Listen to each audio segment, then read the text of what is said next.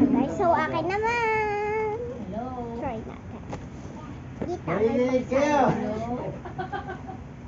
May buksan na siya. Nagbebenta kami nito. Baka gusto nyo. Nagbebenta kami. Dito kami sa Philippines. May libre din. Tapos, pwedeng libre, pwedeng benta, pwedeng may magbabayad. Yan. Nagbebenta kami nito. Ang pipili ko ay common. Common pipili ko. So, ito yung common guys. Wallet.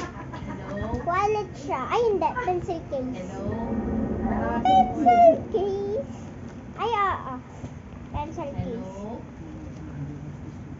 Pencil case na pwedeng gawin wallet. So, part 5. Bye-bye.